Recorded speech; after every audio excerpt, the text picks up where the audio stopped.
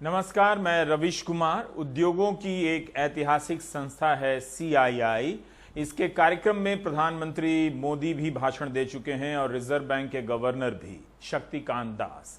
2 जून को प्रधानमंत्री ने वीडियो कॉन्फ्रेंसिंग के जरिए CII के कार्यक्रम में भाषण दिया और रिजर्व बैंक के गवर्नर शक्तिकांत दास ने 27 जुलाई को कोविड के दौर में अर्थव्यवस्था को लेकर जितने भी भाषण हुए हैं उन भाषणों में प्रधानमंत्री आत्मविश्वास से भरे हुए हैं। आपको इस तरह का जिक्र नहीं मिलेगा कि लघु व मझोले सेक्टर में 4 करोड़ लोग बेरोजगार हो गए हैं, बल्कि इसका जिक्र मिलेगा कि इसकी परिभाषा बदल दी गई है। इसे आत्मनिर्भर भारत अभियान से जोड़ा गया है। प्रधानमंत्री ने CII के कार्यक्रम में उद्योग जगत से कहा कि मैं तो गेटिंग ग्रोथ बैक से आगे बढ़कर, यही अभी मुश्किल है, लेकिन कह रहे हैं कि मैं तो गेटिंग ग्रोथ बैक से आगे बढ़कर यह भी कहूंगा कि yes, we will definitely get our growth back. आप लोगों में से कुछ लोग सोच सकते हैं कि संकट की इस घड़ी में मैं इतने कॉन्फिडेंस से ये कैसे बोल सकता हूं। ये प्रधानमंत्री के वाक्य हैं। मेरे इस कॉन्फिडेंस के कई कारण हैं। मुझे भारत की कैपेबिलिटीज और क्राइसिस मैनेजमेंट पर बहुत भरोसा है। मुझे भारत के टैलेंट और टेक्नोलॉजी पर भरोसा है। मुझे भारत के इनोवेशन और इंटेलेक्ट पर भरोसा है। मुझे भारत के फार्मर्स, SMEs, एंटरप्रेन्योर्स पर भरोसा है और मुझे भरोसा है इंडस्ट्री के लीडर्स पर, आप सभी पर। इसलिए मैं कह रहा हूं, yes, we will get our growth back. India will get its growth back. अब इसी संस्था के कार्यक्रम में रिजर्व बैंक के गवर्नर भाषण देते हैं तो संभावनाओं पर बात करते करते अंत में एक ऐसी बात कह देते हैं जिसमें प्रधानमंत्री वाला भरोसा नहीं दिखाई पड़ता है। शक्तिकांत दास कहते हैं कि अर्थव्यवस्था में सुधार का स्वरूप कैसा होगा, शेप, इसका किसी के पास भरोसेमंद जवाब नहीं है। एक शेप की बात करते हैं अर्थशास्त्री अपनी अपनी सुविधा के हिसाब से। अंग्रेजी के 2 अक्षर हैं V और U। वी शेप रिकवरी में अर्थव्यवस्था तेजी से नीचे आती है और फिर उसी रफ्तार से ऊपर उठकर वी बना लेती है, विक्ट्री टाइप से। यू शेप में अर्थव्यवस्था गिरने के बाद संभलने में नीचे की पेंदी में काफी लंबा वक्त तय करती है, फिर उठती है। शक्तिकांत दास इन्हीं शेप को लेकर किए जाने वाले दावे के संदर्भ में कहते हैं कि किसी का जवाब भरोसेमंद नहीं है। Now, currently, COVID is a compelling theme in all conversations. Questions abound about flattening of the COVID curve, arrival of the elusive vaccine, protection of lives and livelihood, and the shape of the economic recovery. These questions haunt us daily and day in and day out. There are no credible answers as yet. The only thing that is certain for now is that we must fight on relentlessly against this invisible enemy and eventually win. तो अर्थव्यवस्था की खबरों का अंदाजा एक व्यक्ति के बयान से या एक खबर से नहीं हो सकेगा। यहां वहां छपी खबरों को जब आप एक मेज पर सजाते हैं तो पता चलता है कि तस्वीर कैसी है। दिखता है कि गवर्नर कुछ कह रहे हैं और सरकार के मंत्री, सलाहकार, प्रधानमंत्री कुछ और कह रहे हैं। जैसे सरकार के मंत्री कभी नहीं कहेंगे कि लघु मझोले उद्योग में करोड़ों लोग बेरोजगार हो गए हैं, नई भर्तियां बंद हैं और काम बिल्कुल ठप है, 50% से ज्यादा उत्पादन नहीं हो रहा है। लेकिन इस सेक्टर का संगठन यह बात कहने के लिए खुद ही सर्वे करा रहा है। 3 राउंड के सर्वे के बाद छोटे, लघु और मध्यम उद्योगों के संघ और स्कॉच ग्रुप ने पाया कि अप्रैल से जून के बीच 2.5 करोड़ से 3 करोड़ मजदूरों का रोजगार छिन गया है। अगस्त के अंत तक 1 से 1.5 करोड़ लोगों की नौकरी जा सकती है। इन 3 महीनों में 74% छोटे लघु उद्योगों ने नए कर्मचारियों को नौकरी नहीं दी है। कितनी बड़ी खबर है ये। भारत में 6 करोड़ 33 लाख MSMEs हैं जिनमें 11 करोड़ 10 लाख वर्कर काम करते हैं। 2.5 करोड़ से 3 करोड़ का रोजगार छीनने का मतलब है कि करीब 25% वर्कफोर्स एमएसएमई सेक्टर में बेरोजगार हो गया। यह वो सेक्टर है जो देश की जीडीपी में 30% योगदान करता है, 30%। इस सेक्टर का कहना है कि एनपीए बढ़ने के आसार हैं, लोन नहीं चुका पाएंगे। 28 जुलाई के हिंदू अखबार की रिपोर्ट है कि इमरजेंसी क्रेडिट लाइन के तहत छोटे, लघु और मध्यम उद्योगों को 1,30,000 करोड़ से अधिक के लोन मंजूर किए गए हैं और इनमें से 82,000 करोड़ से अधिक की राशि दे दी गई है। वित्त मंत्री कह रही हैं कि बैंकों को लोन देना होगा, सरकार रिस्क ले रही है। इस सेक्टर के लोग कहते हैं कि मांग नहीं है, उत्पादन नहीं बढ़ रहा और लोन के एनपीए होने की ही आशंका है। दोनों में कितना अंतर है? अप्रैल जून की तिमाही में पिछले साल के मुकाबले जीएसटी कलेक्शन 41% कम हुआ है। 2019 के अप्रैल जून तिमाही में 3 करोड़ 14 लाख का जीएसटी कलेक्शन हुआ था, जबकि 2020 के अप्रैल जून तिमाही में कम होकर 1,86,000 करोड़ ही रह गया। प्रशांत नंदा की एक रिपोर्ट है लाइव मिंट में। प्रशांत लिखते हैं कि 2020-21 में 179 प्रोफेशनल कॉलेज बंद हो गए हैं। इनमें इंजीनियरिंग है और बिजनेस स्कूल हैं। 9 साल में इस तादाद में प्रोफेशनल कॉलेज कभी बंद नहीं हुए। पिछले साल भी बंद हुए थे, मगर इस साल संख्या डबल हो गई है। बंद होने के अलावा 134 संस्थानों ने इस साल नए बैच के लिए अनुमति नहीं मांगी है।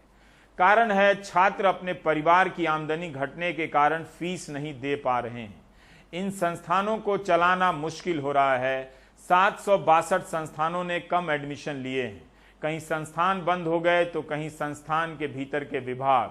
इससे कितने लोग बेरोजगार हुए, कितने टीचर और प्रशासनिक कर्मचारी सड़क पर आ गए, ये आपको कोई नहीं बताएगा। तमिलनाडु के प्रोफेशनल एजुकेशन प्रोवाइडर्स एसोसिएशन ने प्रधानमंत्री कार्यालय से अनुरोध किया है कि उच्च शिक्षा के संस्थानों को बचाने के लिए 50,000 करोड़ की मदद राशि दी जाए, ताकि वे कम से कम सैलरी दे सकें और अपने यहां नया डिजिटल इंफ्रास्ट्रक्चर तैयार कर सकें। शहरी और ग्रामीण क्षेत्रों में रोजगार को लेकर centre for monitoring Indian economy के आंकड़े भी देखिए। इसके अनुसार साल की पहली तिमाही के मुकाबले जुलाई के तीसरे हफ्ते तक 1 करोड़ 80 लाख लोग बेरोजगार हैं। सीएमआई की रिपोर्ट के हिसाब से ग्रामीण बेरोजगारी बढ़ी है। 19 जुलाई वाले हफ्ते में ग्रामीण बेरोजगारी का दर 7.1% था, जबकि 26 जुलाई वाले हफ्ते में बढ़कर 7.66% हो गया। अगर राष्ट्रीय बेरोजगारी की बात की जाए तो 19 जुलाई वाले हफ्ते में राष्ट्रीय बेरोजगारी का दर 7.44% था, जबकि 26 जुलाई वाले हफ्ते में यह बढ़कर 8.21% हो गया। मांग कैसे बढ़ेगी? किसी के पास नौकरी है नहीं, सैलरी बढ़ी नहीं बल्कि घट गई है। मिंट की ही एक रिपोर्ट है, उसके अनुसार अप्रैल से जून के बीच 60 लाख कर्मचारियों ने कर्मचारी भविष्य निधि फंड से पैसा निकाला है, जो बताता है कि उनकी आमदनी में गिरावट आई है। रेलवे निजीकरण की तरफ बढ़ चुका है। मार्च 2020 में लोकसभा में पीयूष गोयल ने कहा था कि निजीकरण नहीं होगा, लेकिन इन दिनों निजीकरण को लेकर ट्वीट करने में रेल मंत्री जरा भी संकोच नहीं करते हैं। इसके दो ही मतलब हो सकते हैं, या तो निजीकरण के पक्ष में जनता भी आ गई है, या फिर सरकार अपने इरादे पर अटल हो गई है कि विरोध के बावजूद करके दिखाएंगे, और करके दिखा भी रही है।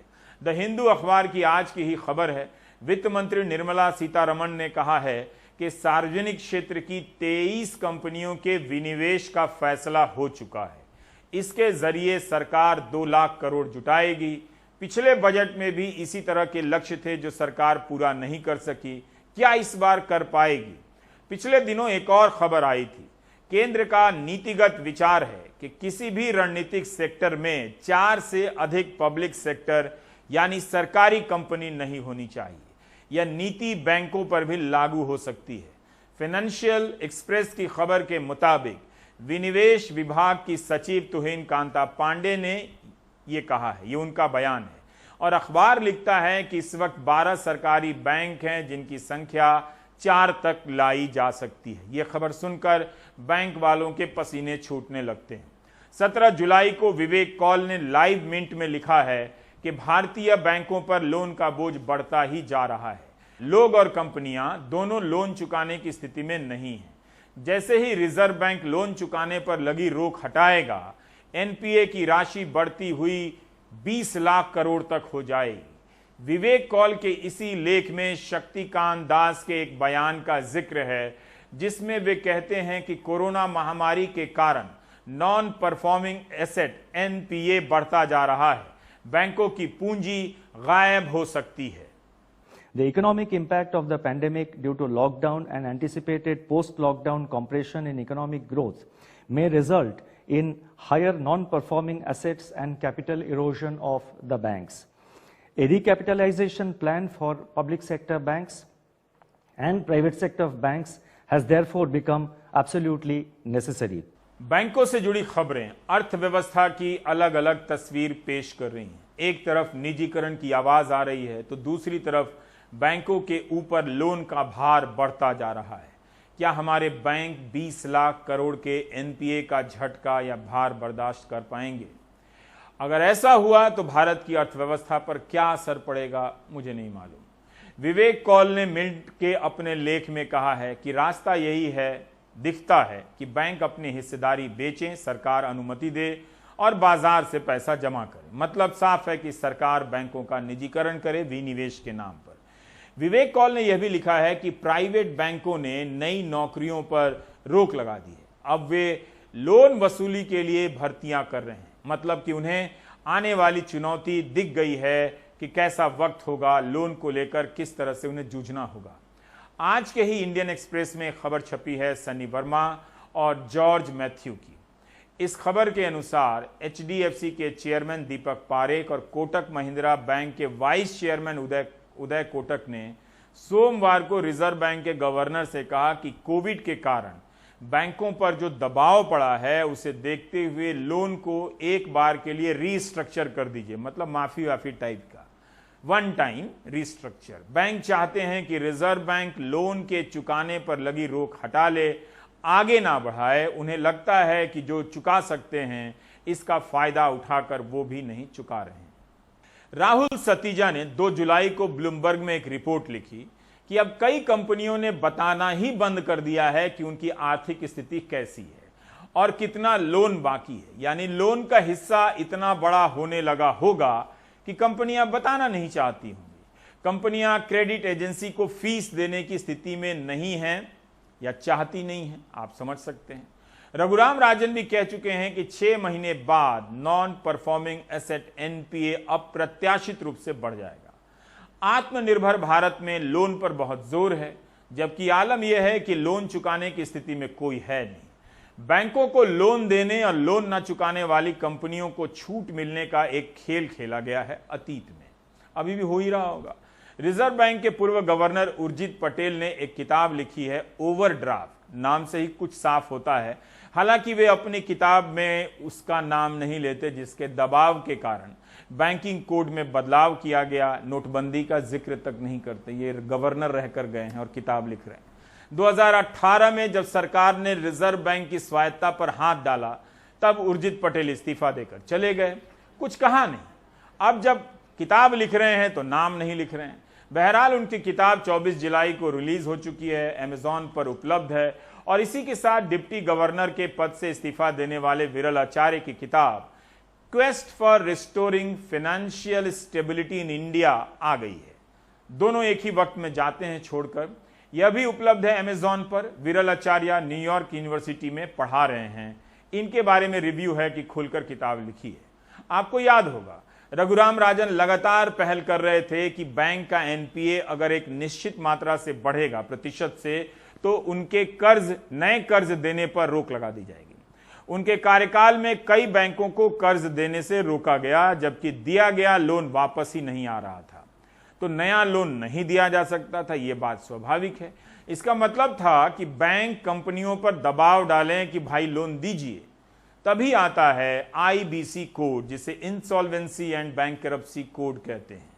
इस कानून का मकसद था, या बताया गया कि कंपनियां अगर लोन नहीं चुकाएंगी, बिजनेस फेल होगा, तो मालिक और प्रमोटर का उस कंपनी पर अधिकार नहीं होगा। लेकिन पूर्व गवर्नर उर्जित पटेल लिखते हैं अपनी किताब ओवरड्राफ्ट में कि प्राइवेट और सरकारी अधिकारियों ने मिलकर बैंकरप्सी कोड के मूल स्वरूप को ही बदलवा दिया। अब उर्जित पटेल कह रहे हैं कि इस बदलाव के कारण बैंकों का लोन वापस नहीं हो रहा है, सुस्त रफ्तार से सीमित मात्रा में वापस हो रहा है। ऐसा लगता है कि इंसॉल्वेंसी और बैंकरप्सी कोड एक झूठा सवेरा था। भारत ने जो लड़ाई शुरू की थी कि क्रोनी कैपिटलिज्म यानी चंद उद्योगपतियों के झुंड से अर्थव्यवस्था को निकालना है, वो लड़ाई अब खतरे में है। पूर्व गवर्नर कह रहे हैं कि बैंकरप्सी कोड के आने के बाद भी लोन की वसूली नहीं हो पा रही है। दूसरी तरफ बैंकों के एनपीए बढ़ने की खबरें आ रही हैं। प्रधानमंत्री के भाषण सुनिए तो लगेगा ही नहीं कि इस प्रकार का कोई संकट है, बैंकों पर किसी प्रकार का दबाव है, बल्कि सरकार लोन देने के लिए बैंकों पर दबाव बना रही है। हिंदू अखबार में आज ही छपा है वित्त मंत्री का बयान, जिसमें निर्मला सीतारमण कह रही हैं, और उसका मैं शब्दशः नहीं अनुवाद करते हुए फिर भी अनुवाद कर रहा हूं, कि अब मैं बैंकों पर जोर दे रही हूं कि उनका जोखिम नहीं है, यह रिस्क उनका नहीं है, हमने जोखिम उठाए हैं, यानी सरकार ने। उन्हें प्रक्रिया शुरू कर देनी चाहिए। हमने बैंकों को साफ साफ कहा है कि वो अब फैसला नहीं करने वाले कि कोई लोन चुकाने की स्थिति में है या नहीं, यानी बिना इससे देखे लोन दे दो। अब सवाल है, वित्त मंत्री कह रही हैं कि उन्हें संसाधन देने का, उनके हाथ थामने का, ताकि वे बच सके। इसका मतलब यही हुआ कि सरकार स्पष्ट है कि वो लोन देना चाहती है, बैंकों से कह रही है कि ज्यादा कागज पत्तर रिस्क एनालिसिस किए हुए दे दें, बैंक किसे लोन दें, लोन देने की क्षमता है या नहीं, इस पर विचार विमर्श करने में समय ना गंवाएं। दूसरी तरफ आप देख रहे हैं कि लोन नहीं चुकाने के कारण बैंक दबाव में आ रहे हैं। शुक्रवार को भारतीय रिजर्व बैंक ने अपनी स्टेबिलिटी रिपोर्ट जारी की और इसमें कहा कि एक आकलन के मुताबिक एनपीए 12.5% हो सकता है, एक दूसरी स्थिति के आकलन के अनुसार 14.7% हो सकता है। फरवरी से लेकर अब तक रिजर्व बैंक के गवर्नर के बयानों को भी एक क्रम में डालकर देखना चाहिए। पता चलेगा कि वे अर्थव्यवस्था को लेकर क्या क्या कहते हैं, या उनके बयानों में अर्थव्यवस्था कैसे कैसे स्वरूप बदलती है। मैं जानता हूं कि आर्थिक चीजें हैं, आप बोर हो जाएंगे, मसाला नहीं है इनमें, लेकिन सुनिए, नौकरी चली जाएगी तो फिर मसाला नहीं मिलेगा। अप्रैल तक उनके बयानों में एक अलग झलक दिखती है, बाकी सब बढ़ ढह जाएंगे, हम ही खड़े रहेंगे। लेकिन धीरे धीरे आगे के बयानों में यह नजरिया बदलने लगता है। तो 15 फरवरी को शक्तिकांत दास जी कहते हैं कि अगले साल भारत का विकास दर 6% रहेगा। 6 मार्च को कहते हैं कि ग्लोबल अर्थव्यवस्था में भारत की अर्थव्यवस्था काफी घुली मिली हुई है, जिससे लगता है कि कोरोना के कारण जो महामारी फैलेगी उससे आने वाली वैश्विक मंदी का असर भारत पर भी होगा, लेकिन भारत ग्लोबल वैल्यू चेन से कुछ हद तक बचा भी रहा है। 27 मार्च को दास रेपो रेट और कैश रिजर्व रेशियो में कमी की घोषणा करते हुए कहते हैं कि इन कदमों से महामारी के कारण आर्थिक चुनौतियों का सामना करने में मदद मिलेगी, क्योंकि लोगों के हाथ में कैश आ जाएंगे। दास कहते हैं कि 2008-9 की मंदी की तुलना में भारतीय अर्थव्यवस्था की बुनियाद ठोस है, बल्कि मजबूत है। नीति आयोग से लेकर वित्त मंत्री तक 27 मार्च के इस कदम और बयान की खूब तारीफ करते हैं, और आप देख रहे हैं जुलाई में क्या हालत है। दास यह भी कहते हैं कि भारतीय बैंकिंग सिस्टम सेफ है, सुरक्षित है। कुछ वजहों से लोगों को बैंक की सेफ्टी पर शंका हुई, लेकिन किसी को भी चिंता करने की जरूरत नहीं है। जिन्होंने प्राइवेट सेक्टर बैंक में भी निवेश किया है, उन्हें भी चिंता करने की जरूरत नहीं है। मुश्किल घड़ी में भी हम आशावादी हैं। आरबीआई ने कमर्शियल और क्षेत्रीय बैंकों को 3 महीने तक कर्ज और ब्याज चुकाने पर, यानी वसूलने पर रोक लगा दी। 17 अप्रैल को दास कहते हैं कि 27 मार्च के बाद से भारत के आर्थिक माहौल में तेजी से बदलाव आया है, गिरावट आई है। हमारा मिशन है कि इस गिरावट को कैसे रोकें। वैश्विक अर्थव्यवस्था मंदी की चपेट में जा रही है। ग्लोबल जीडीपी को 9 लाख करोड़ का नुकसान होने वाला है। मगर वो ये भी कहते हैं कि अंधेरे के वक्त हमें उजाले की तरफ देखना है। बाकी अर्थव्यवस्थाओं के मुकाबले भारत के हालात बेहतर हैं और भारत जैसे उभरते बाजार में इससे निपटने की क्षमता ज्यादा है। अंतर्राष्ट्रीय मुद्रा कोष के हवाले से कहते हैं कि वैश्विक मंदी के अनुमानों के बीच भारत की विकास दर पॉजिटिव रहने का अनुमान है और यह 1.9% रहेगी। भारत की विकास दर 7.5% रहेगी। दास कहते हैं कि सर्विस और निर्यात में 34% की गिरावट आ गई। देखिए, लेकिन यहां से शिफ्ट होकर वो खरीफ का फोटो दिखाने लगते हैं कि खरीफ की बुआई ज्यादा हो गई है और कहते हैं कृषि अर्थव्यवस्था में उछाल आ जाएगा। जब किसानों को दाम नहीं मिलेगा तो उछाल कहां से आ जाएगा। 22 मई को अपने संबोधन की शुरुआत में शक्तिकांत दास गांधी को कोट करते हैं, जब क्षितिज सर्वाधिक अंधकारमय हो जाता है और मानवीय विवेक असमर्थ प्रतीत होने लगता है, तब विश्वास ही सबसे अधिक प्रबल होता है और हमारा बचाव करता है। तो कीजिए अपने विश्वास से बचाव। वो ये भी कहते हैं कि हमें भारत की सुदृढ़ता के साथ साथ सभी बाधाओं को दूर करने की इसकी क्षमता पर अवश्य ही भरोसा होना चाहिए। फिर आकर जुलाई में कहते हैं कि किस स्वरूप में अर्थव्यवस्था सुधरेगी, कोई किसी जवाब में भरोसा नहीं है। मगर अपने संबोधन में यह भी बताते हैं कि 6 बड़े प्रदेशों में औद्योगिक उत्पादन गिर गया है, कोरोना की वजह से आर्थिक नुकसान हुआ है। क्या आपको अंतर विरोध नजर नहीं आ रहा है रिजर्व बैंक के गवर्नर के इन बयानों में? मार्च में सीमेंट का उत्पादन गिर जाता है, मार्च में इंडस्ट्रियल प्रोडक्शन में 17% की कमी दर्ज हो जाती है, मैन्युफैक्चरिंग में 21% की गिरावट आ जाती है, कोर इंडस्ट्री के आउटपुट में 6.5% की कमी आ जाती है। 11 जुलाई को एसबीआई के, स्टेट बैंक ऑफ इंडिया के बैंकिंग एंड इकोनॉमिक कॉन्क्लेव में शक्तिकांत दास कहते हैं कि पिछले साल से हमारे द्वारा लिए गए फैसलों से आर्थिक गतिविधियों में तेजी आने वाली थी, लेकिन कोविड-19 के कारण तबाही आ गई। अब पहले के बयान में कह रहे हैं कि हम इस तबाही से बच जाएंगे, अब कह रहे हैं तबाही आ गई। और 27 जुलाई को कहते हैं अर्थव्यवस्था में सुधार का स्वरूप कैसा होगा, इसका किसी के पास भरोसेमंद जवाब नहीं है। एक तरीका यह है कि जब ये बयान दिए जा रहे हैं मार्च अप्रैल में, तब देखकर भूल जाएं, और एक तरीका है कि जुलाई के महीने में पलट कर देखें कि बयान किस किस तरह से बदल रहे हैं और हुआ क्या। ठीक बात है कि हालात लगातार बदल रहे हैं, लेकिन एक महीने में रिजर्व बैंक के गवर्नर कहते हैं कि वैश्विक मंदी का भारत पर असर नहीं होगा, दूसरे महीने में कहते हैं निर्यात ही गिर गया, तो ये किस वजह से हुआ? चलो अच्छा है, खेती ठीक है, अब कहने लगते हैं भारत की अर्थव्यवस्था किस रूप में लौटेगी, उनके पास भरोसेमंद जवाब नहीं है। तो फिर वो तमाम सेक्टरों के ध्वस्त होने के बाद टॉर्च लेकर खेती की तरफ क्यों दिखा रहे हैं? कंपनियां सैलरी नहीं दे पा रही हैं, प्राइवेट सेक्टर के टीचर, प्राइवेट कॉलेजों के टीचर हमें लगातार लिख रहे हैं और कंपनियों में काम करने वाले लोग लिख रहे हैं। कितने लोगों को सैलरी नहीं मिली है, इसका कोई आंकड़ा नहीं है। अगर आप जन अदालत लगा दें तो लाखों लोग सड़क पर आ जाएंगे। ऐसा भी नहीं है कि अर्थव्यवस्था पटरी पर लौटती हुई नजर नहीं आ रही है, कहीं कहीं बिजनेस हो भी रहा है, कहीं कहीं नहीं भी हो रहा है। बैंकिंग सेक्टर के लोग ज़्यादा परेशान हैं, उसमें काम करने वाले लोगों की ये चिंता बढ़ती चली जा रही है कि क्या अब उनके बैंक बदल जाएंगे या प्राइवेट हो जाएंगे। लेकिन इस सवाल पर आने से पहले हमारे साथ पूजा मेहरा हैं, उनसे हम बात करना चाहते हैं कि पूजा ने रिजर्व बैंक के पूर्व गवर्नर और डिप्टी गवर्नर, पूर्व गवर्नर उर्जित पटेल और डिप्टी गवर्नर विरल आचार्य की नई किताब का अध्ययन किया है। पूजा, हम ये जानना चाहते हैं कि बैंकिंग सॉल्वेंसी कोड था आईबीसी, उसे लेकर बदलाव कर दिया गया, जो जिस मूल स्वरूप में आना था उस स्वरूप में नहीं आया और ये फॉल्स डाउन हो सकता है, इससे लोन की वापसी हो नहीं रही है।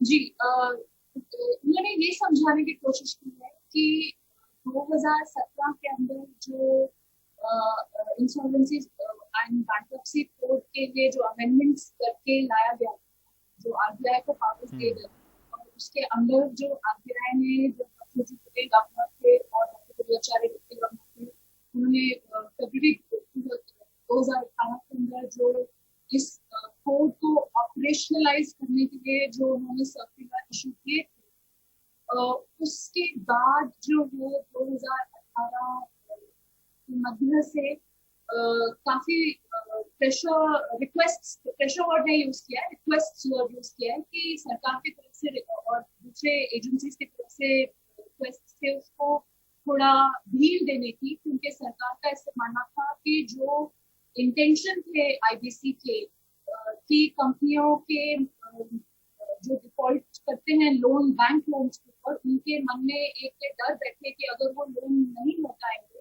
तो वो अपनी कंपनी की ओनरशिप खो सकते हैं, बैंक उस ओनरशिप को ले सकते हैं और किसी नए ओनर्स को बेच सकते हैं। ये डर कंपनीज के मन में बैठ गया होगा, क्योंकि शुरुआत में काफी अच्छे रिजल्ट आए हैं और उसके आगे जो है अब थोड़ा सा जो ढील दे सकते हैं, और जितने भी सारे केसेस डिफॉल्टर्स के आ रहे हैं, हर किसी को आईबीसी के इन स्ट्रिक्ट रूल्स के अंदर जो है नहीं ट्रीट किया जाए। लेकिन ये जो दो ऑफिशियल्स के आगे आए कि इनका मानना ये था कि बहुत जल्दबाजी थी, ये जल्दी ढील नहीं देना चाहिए, क्योंकि जो काम किया गया था उसका फिर रिजल्ट आना बंद हो जाएगा। तो उस वो जो है एक पार्ट है। जी, तो क्या आपको लगता है कि बैंकों का एनपीए जो बढ़ा है वो ज़रूर कुछ सरकार ने अपनी तरफ से पैकेज देकर कम करने का प्रयास किया था, लेकिन वो जो डर चला गया कि आप लोन नहीं चुकाएंगे तो प्रमोटर या ओनर का राइट चला जाएगा, वो चले जाने से अब ज़्यादा इस बड़े उद्योगपति जो हैं वो ढीले पड़ गए हैं? दो चीजें दोनों ने समझाई है अपनी किताब में। जो पहली बात ये है, उन्होंने कहा है कि ये एनपीए की प्रॉब्लम हर कुछ सालों के बाद दोबारा इसलिए होती है क्योंकि जो सरकार है वो अपनी, क्योंकि वो आधे से ज्यादा जो बैंकिंग सेक्टर है वो सरकार उसकी मालिक है, तो ज्यादातर बैंक में वो सरकार उसकी मालिक है, उसको ओन करती है। तो सरकार उनको पुश कर सकती है, उनके पर दबाव डाल सकती है कि जब भी इकोनॉमी, जैसे आज इकोनॉमी में जरूरत है फिस्कल, आपने सुना होगा स्टिमुलस देने की, सरकार में तो पैसा रहता नहीं, हमेशा ही फिस्कल डेफिसिट बहुत बड़ा रहता है, तो इतनी जो है क्षमता नहीं होती सरकार में कि वो खर्चा करता है। पर क्योंकि वो बैंकों को ओन करती है, वो बैंकों को के ऊपर प्रेशर डालती है कि बैंक जो है वो लोन दे। जैसे उन्होंने बोला है, कभी मुद्रा लोन के लिए बोलता है, कभी किसी इवन क्या बोलते हैं बजट के अंदर खड़े होकर जो वित्त मंत्री हैं, ऐसे सिर्फ भारत सरकार में होता है, दुनिया की किसी सरकार में ऐसे नहीं होता कि वित्त मंत्री अपना बजट देते देते साथ में ये भी भाषण देना शुरू कर देते हैं कि बैंकों की तरफ से कितने लोन दिए गए। तो बैंकों के बीच में और सरकार के बीच में जो डिस्टेंस है वो काफी कम है। तो इन्होंने ये समझाया कि क्योंकि सरकार ऐसे करती है, इसलिए बैंक जो है ज्यादा लोन देते हैं और लोन वापस लेने में भी ढीले रहते हैं। और बैंकों के अंदर ये जो फरवरी 2018 को सर्कुलर था, इसके पहले पूरी छूट थी कि वो हर लोन डिफॉल्ट को अलग अलग मतलब डिस्क्रिप्शन से ट्रीट करें, ना कि एक रूल के हिसाब से कि अगर आपने डिफॉल्ट किया है तो आपका जो अकाउंट है वो रेजोल्यूशन में जाएगा। ऐसा नहीं था।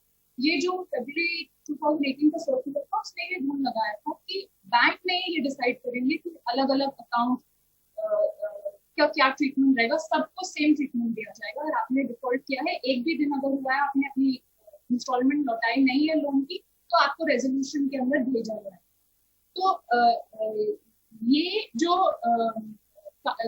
दो चीजें हैं, एक सरकार का डिपेंडेंस नहीं बट यूज बैंक्स का, और दूसरा जो डिस्क्रिप्शन बैंक्स के पास था, इसके वजह से जो है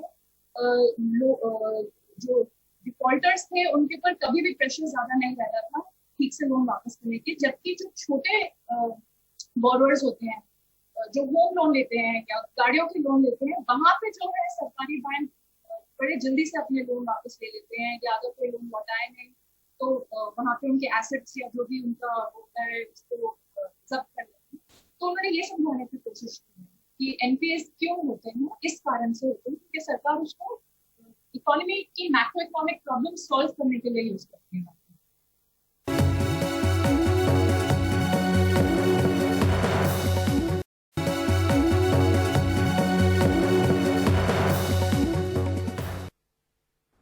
अब जब एक फाइनेंशियल एक्सप्रेस में खबर देख रहा था कि डिपार्टमेंट ऑफ डिसइन्वेस्टमेंट की सेक्रेटरी ने कहा है कि बैंकों को का विनिवेश किया जा सकता है, उनकी हिस्सेदारी बेची जा सकती है। मैं विवेक कौल को भी पढ़ रहा था कि 20 लाख करोड़ तक का एनपीए हो जाएगा। मैं ये जानना चाहता हूं कि बैंकिंग सेक्टर के बहुत सारे लोग लिखते हैं कि लोन देने में अगर उन्हें आज़ादी मिली होती तो इस तरह से ख़राब लोन नहीं बांटते। अब सरकार के दबाव में वो लोन बांट रहे हैं, जिसकी वजह से बैंक जो है प्राइवेट होने की स्थिति में आ गए हैं। उनकी एक अच्छी खासी सरकारी नौकरी वाला जो इंस्टीट्यूशन है वो बर्बाद हो जाएगा। क्या ये उनका कहना सही है? इसमें डॉक्टर अजीत पटेल ने अपने किताब के अंदर एक कैलकुलेशन दिया है। उसमें उन्होंने बताया है कि अगर सरकारी बैंक उतनी सैलरी दें अपने एम्प्लॉइज को जितनी प्राइवेट सेक्टर बैंक देते हैं, तो उनके काफी ज्यादा जो है उनका खर्चा हर साल बच सकता है। और प्राइवेट सेक्टर बैंक जो है उनकी परफॉर्मेंस एनपीए पे सरकारी बैंकों से बहुत ज्यादा अच्छी है। अगर आप पूरे तौर पर देखें, एक आधे बैंक हैं जिनके अंदर प्रॉब्लम होती है, जैसे येस बैंक में प्रॉब्लम होती है, लेकिन अगर आप सभी प्राइवेट बैंक्स को देखिए तो उनकी परफॉर्मेंस जो है सरकारी बैंक से बहुत ज्यादा अच्छी है। और उसके दो कारण है। एक, क्योंकि जो आरबीआई का रेगुलेशन है प्राइवेट बैंकों पे वो बहुत ज्यादा सरकारी बैंकों से ज्यादा है। आरबीआई उनको बहुत स्ट्रिक्टली रेगुलेट कर सकता है, उतनी पावर आरबीआई के पास सरकारी बैंकों के लिए है नहीं। और दूसरी बात, सरकारी बैंक के ऊपर जो दिल्ली से प्रेशर पड़ता है वो प्राइवेट बैंकों पे उतना नहीं पड़ता है। तो प्राइवेट बैंक जो है उनको अपना रिजल्ट्स मार्केट को दिखाना ही है, तो वो लॉसेस में नहीं जा सकते, क्योंकि कोई टैक्स पेयर उनको रिकैपिटलाइजेशन नहीं करेगा। जैसे कि हर कुछ साल में सरकार जो है सरकारी बैंकों में कैपिटलाइजेशन करती है, और ऐसा नहीं है कि जो वो कैपिटलाइजेशन का पैसा बैंकों को दिया जाता है वो परफॉर्मेंस के बेस पे दिया जाए या सिलेक्टिवली दिया जाए कि अगर आप ये टारगेट अचीव करेंगे तब आपको मिलेगा। वो जो है विदाउट किसी कंडीशन जो है सरकार देती है। तो बैंक जो सरकारी बैंक है उनके अंदर कोई भी इंसेंटिव नहीं है कि वो अपना जो है बिजनेस को ठीक से चलाएं। तो इसलिए जो प्राइवेट बैंक्स हैं वो हमेशा बेटर परफॉर्म करेंगे ऑन द होल। एक आधा केस हो सकता है, पर ऑन द होल वो बेटर परफॉर्म करने लगे हैं सरकारी बैंकों से। और इसीलिए उन्होंने डेटा भी दिया है कि आप देखेंगे कि जो आपके मेरे जैसे सेवर्स हैं, जो हम लोग डिपॉजिट्स अपने रखते हैं बैंकों में, पिछले कुछ साल में जितना ये लोगों को पैसा उन्होंने प्राइवेट बैंक में अपना सेविंग्स रखे हैं, वो जो बढ़ रहा है वो सरकारी बैंक के मुकाबले बहुत ज्यादा तेजी से बढ़ रहा है। यानी जो आम जनता है उनके मन में ये बात अब बैठनी शुरू हो गई है कि कोई जरूरी नहीं है कि सरकारी बैंक इतना ज्यादा सेफ है जितना पहले माना जाता है। हाँ, ये है क्योंकि आजकल कोरोना वायरस की वजह से लोग खर्चा कम कर रहे हैं, सेव ज्यादा कर रहे हैं, तो सभी बैंकों में बहुत ज्यादा पैसा सेविंग्स का बढ़ रहा है। लेकिन इसके पहले जो है काफी सालों से ये डिस्टिंक्ट ट्रेंड है कि लोग जो है ज्यादा पैसा प्राइवेट बैंकों में रख रहे थे बजाय पब्लिक सेक्टर बैंकों में। अगर आप देखें, कंपेयर करें तो डिपॉजिट रेट भी जो है वो प्राइवेट सेक्टर बैंक ज्यादा अच्छा दे पाते हैं, क्योंकि वो अपना बिजनेस ज्यादा अच्छे से चलाता है। तो अगर इसका मतलब है कि सरकारी बैंक भी चला सकते हैं, उनको चलाने नहीं दिया जाता। क्या आपको लगता है कि ये लाखों करोड़ का एनपीए एक दिन इस स्थिति पर ले जाया जाएगा कि पहले भी बैंकों का मर्जर हो चुका है, अब वो इनका प्राइवेटाइजेशन नजदीक आ चुका है? ऐसा दोनों ने सलाह दी है सरकार को कि इनको बैंकों को जो है प्राइवेटाइज आपको कर देना चाहिए, क्योंकि उनका कहना ये भी है कि ओनरशिप चाहे सरकारी बैंकों के पास हो, लेकिन बैंकिंग सेक्टर का, जैसे मैंने बोला, पैसे तो जो है जो लोगों के वो प्राइवेट सेक्टर में ही जा रहे हैं। तो बैंकिंग सेक्टर एक तरह से प्राइवेटाइज हो रहा है, चाहे सरकार कुछ बैंकों की ओनरशिप उन्होंने संभाल के रखी हुई है अपनी। तो इस जो प्रॉब्लम जो उन्होंने समझाई है कि क्यों एनपीए होते हैं, कि सरकार क्योंकि बैंकों को फोन करती है और इसके प्रॉब्लम्स की वजह से उनके ऊपर प्रेशर डाल सकती है और उनको आरबीआई को रेगुलेट भी नहीं उतनी स्ट्रिक्टली करने देती है। तो इस प्रॉब्लम को सॉल्व करने का यही तरीका है कि बैंकिंग सेक्टर को जो है सरकारी बैंक को जो है वो धीरे धीरे प्राइवेटाइज किया जाए। और ये इसलिए भी जरूरी है क्योंकि बैंकिंग सेक्टर का बहुत बड़ा रोल है इकोनॉमी के अंदर, और अब वो रोल और बड़ा इम्पोर्टेंस लेने वाला है। तो बैंकिंग सेक्टर ठीक चलाना बहुत ज्यादा जरूरी है, और ये काफी टाइम से ये जो प्रॉब्लम्स है ये बढ़ रही है, इसको सोल्यूशन करना जरूरी होगा। पूजा जी, एक जो चूंकि आप बिजनेस पत्रकार हैं, मैं ये थोड़ा सा जानना चाह रहा था कि जिस तरह की आर्थिक संकट हैं, क्या बिजनेस अखबारों में उनको जगह मिल रही है उन सही तस्वीरों की? अनगिनत लोग लिख रहे हैं कि स्कूल बंद हो गए हैं, प्राइवेट इंस्टीट्यूशंस बंद हो गए हैं, कंपनियां बंद हो गई हैं, 4-4 महीने से सैलरी नहीं मिली है। अब पता नहीं इन सारी समस्याओं से एक क्या नई स्थिति उभर रही है। प्रधानमंत्री को सुनिए तो लगता है कि सब ठीक है, कई कई नए क्षेत्र आ गए हैं जिसमें नई संभावनाएं बन रही हैं, लेकिन आप दूसरी तरफ लोगों की सुनिए तो वो चीज़ें नज़र नहीं आती हैं। दोनों बातें हैं। कई बातें जो सरकार कहती है, जैसे कि सरकार का एक नैरेटिव है कि इकोनॉमी के अंदर ग्रीन शूट्स शुरू हो गए हैं, वी शेप रिकवरी होगी, यानी कि बड़ी तेजी से जो है कोरोना वायरस के बाद में इकोनॉमी रिकवर कर रही। इस बात को जो है बिजनेस और चैलेंज करते हैं, और जितना डेटा या एनालिसिस ला सकते हैं इकोनॉमिक्स से बात करके, वो ये बताने की कोशिश करते हैं कि ये बात जरूरी नहीं है, सरकार शायद ज्यादा ऑप्टिमिस्टिक है। एक और नैरेटिव है कि जो रूरल इंडिया है वहाँ पे रिकवरी ज्यादा होगी और अर्बन एरिया से बेटर वहाँ सब कुछ रहने वाला है। इस बात को भी मैंने देखा है, स्टोरीज को चैलेंज करते हैं।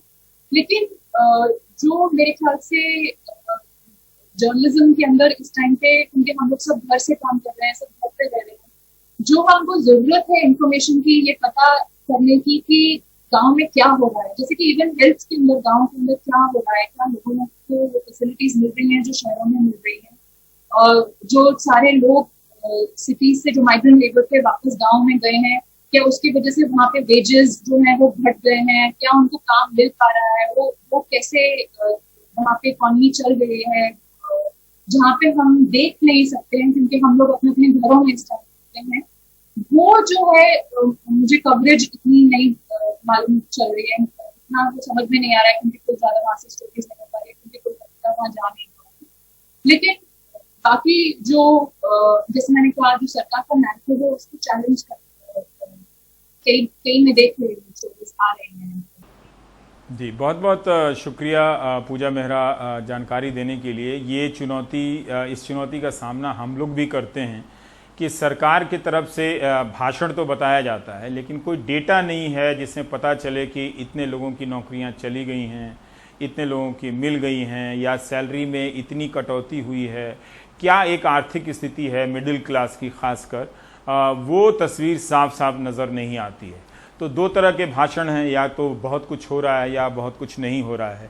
इसके बीच में जो सही तस्वीर है वो कहीं नज़र नहीं आती है। आप देख रहे थे प्राइम टाइम। नमस्कार।